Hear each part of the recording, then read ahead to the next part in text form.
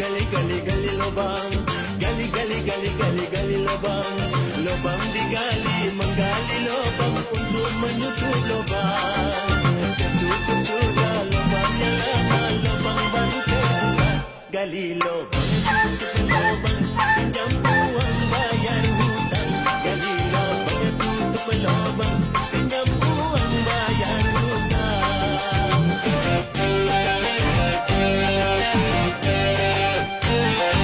Gali gali gali gali gali lubang, gali gali gali gali gali lubang, gali gali gali gali gali.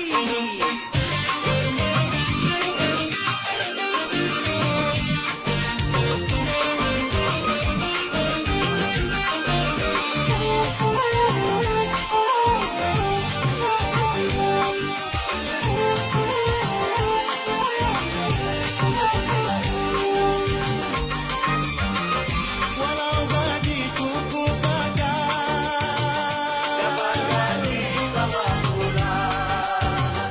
Walau hidup cukup makan, dapat gaji cukup bulan.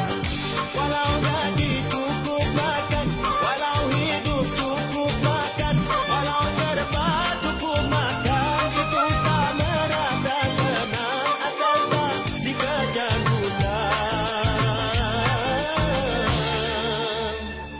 Begitu juga ukuran kebahagiaan seseorang. Ternyata orang tu banyak duitnya, belum tentu bahagia. Ternyata orangnya rumahnya besar, keretanya besar pun belum tentu bahagia.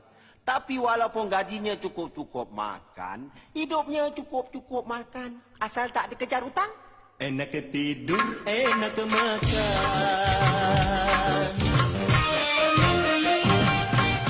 Gali gali gali gali gali lubang, gali gali gali gali gali lubang, lubang digali menggali lubang untuk menutup lubang.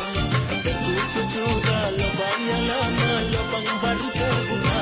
Gali lubang, tutup lubang, menggali buat menutup. Gali lubang, tutup lubang, sana rata sini lubang. Gali lubang, tutup lubang, tetap saja ada lubang. Gali lubang, tutup lubang, lubangnya tak pernah hilang. Gali lubang, tutup